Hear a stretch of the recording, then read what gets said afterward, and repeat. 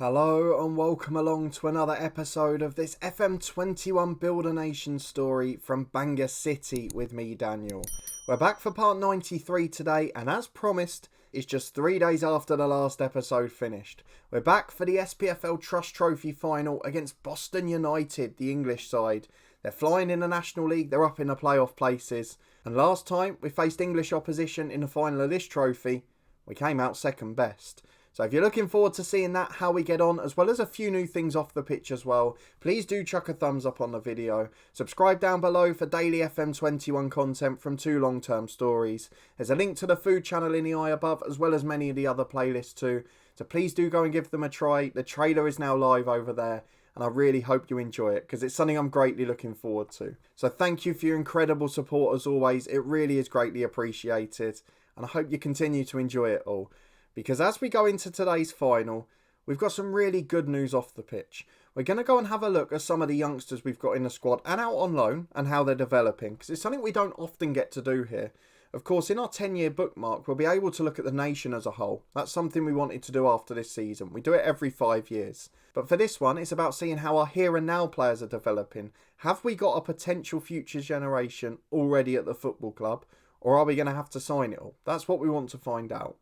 So in terms of facilities and stadiums and things like that, I'm just going to show you the screen quickly because a few of you have asked about it.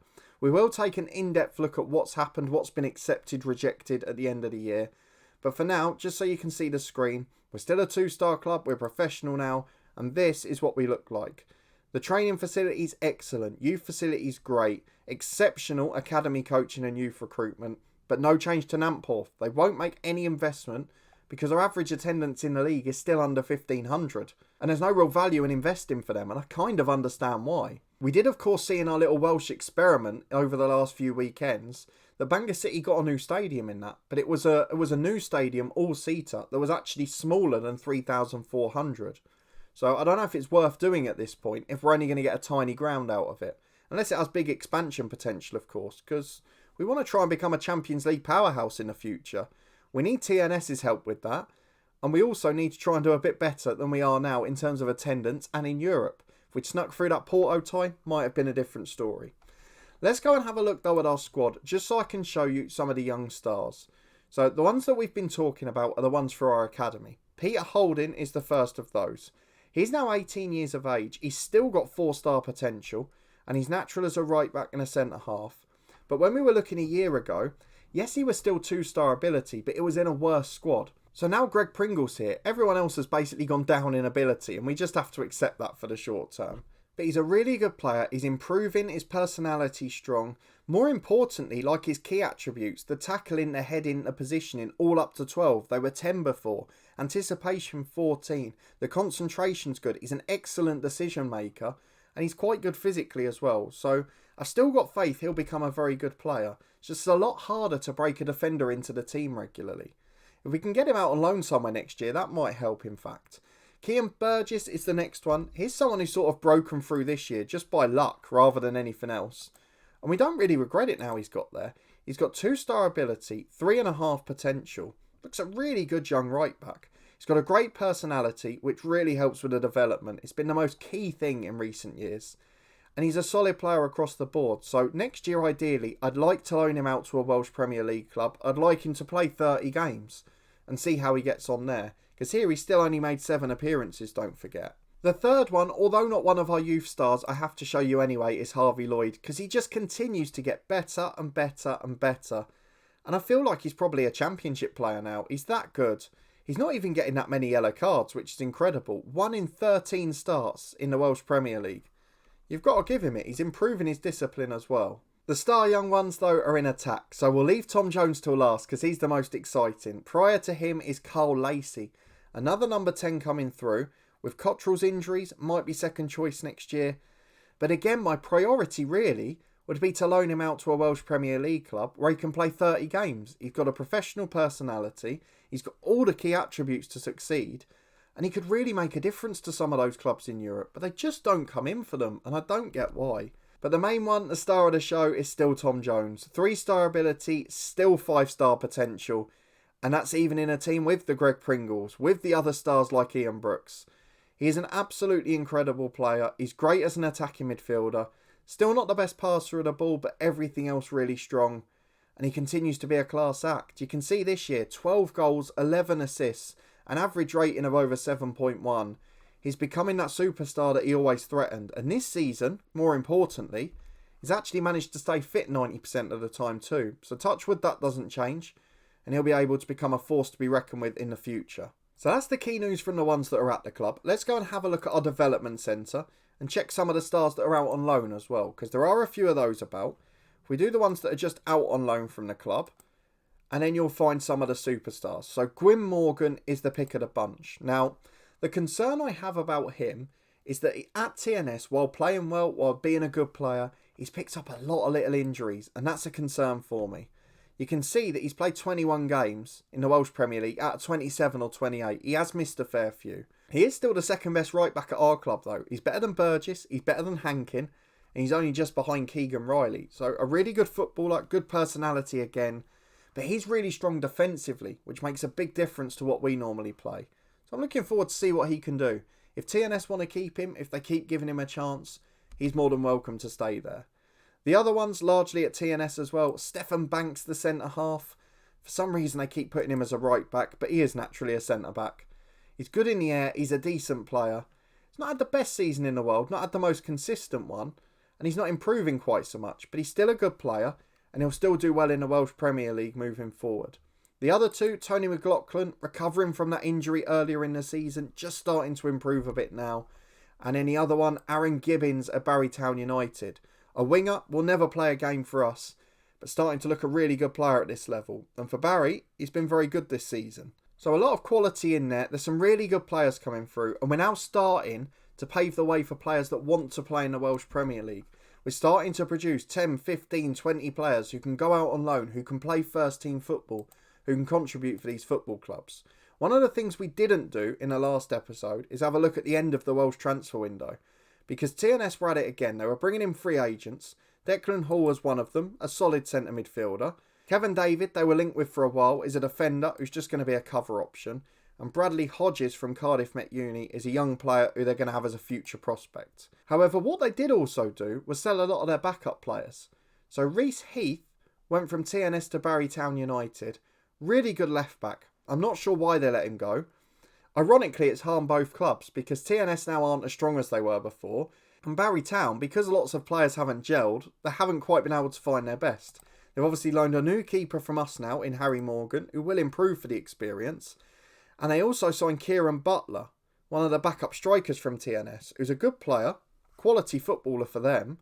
The problem is, again, are they going to be able to bed in time to nick third place in a league? At the moment, doesn't look like it. Aberystwyth in charge of that race. They signed Ronan Hughes, the former TNS man again. And then also in the window, Carmarthen signed a player from England, which was from Worcester. Alright, not the biggest club in the world. But the fact that they've signed a Welshman from an English club is probably a good sign for us moving forward.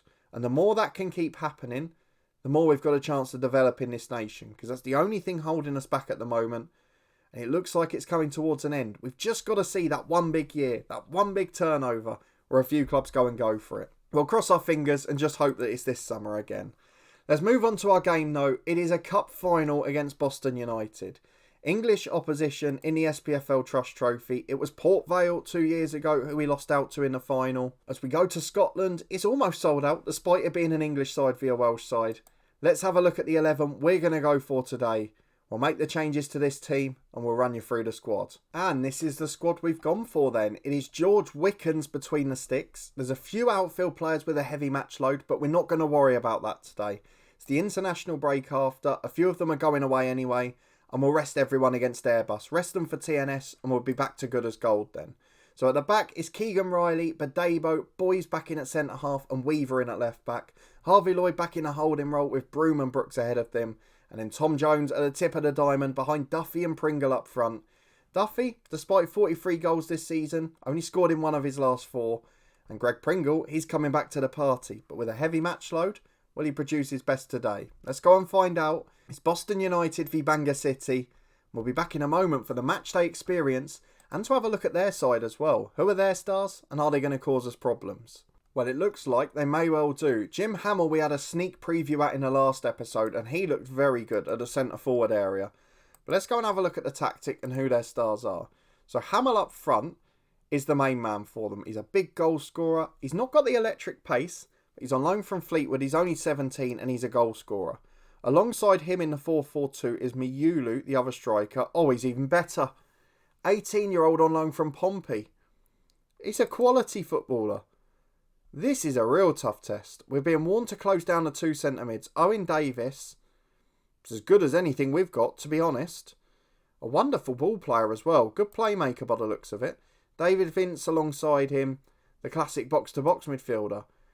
This Boston side is as strong as ours. The only thing that slightly lets them down are the wingers, and that's why we don't play with them. But in terms of the back four, it's a very good team. Oh, I tell you what, if any of these stand out, like Wade Rose at 20, I'd quite like to sign him as our backup left back.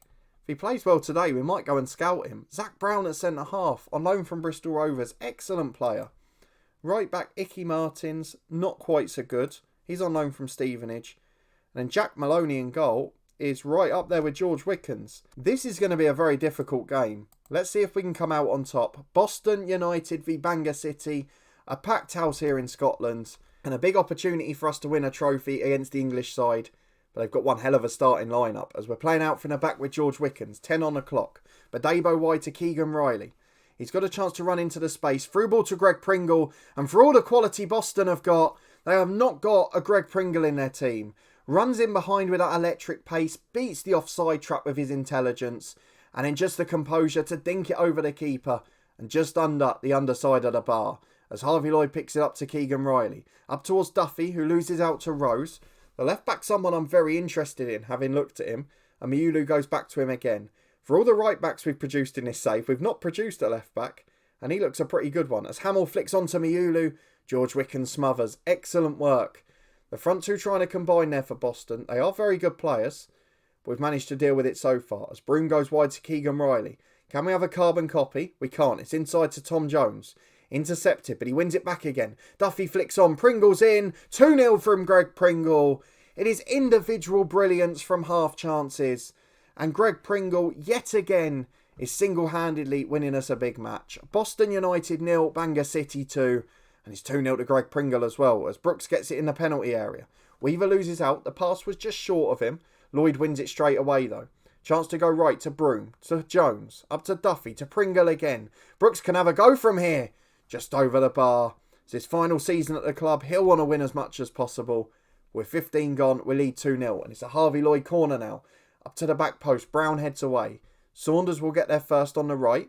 Nearly runs it out of play there, but plays back to his keeper. Maloney goes long downfield, but Davo wins the header. Broom flicks on. Brown hoofs downfield. Miyulu chases, but Riley gets there first. Boys finds Lloyd and back to the keeper. Really composed play. Morgan Boys again to Wickens. Chance to play out from the back. Goes long downfield towards Pringle. He flicks it inside for Ian Brooks. Goes forward to Pringle again. He's on a hat-trick already. 1-2 to Tom Jones. It's a brilliant save, Maloney. But lovely football. It's a wonderful game. It's electric quick. And we're still playing. The keeper distributed so quickly there. And he's going to regret it, is he? No. Greg Pringle, probably the best chance of the lot. And he's put it wide of the post. 20 gone. 2-0 Bangor City. We look ruthless in attack. It's been an exceptional performance. And as we play out from the back again with Morgan Boys, there's 21 minutes on the clock. And we've got a great chance to make this count now. As Saunders finds Davis. He's cutting inside.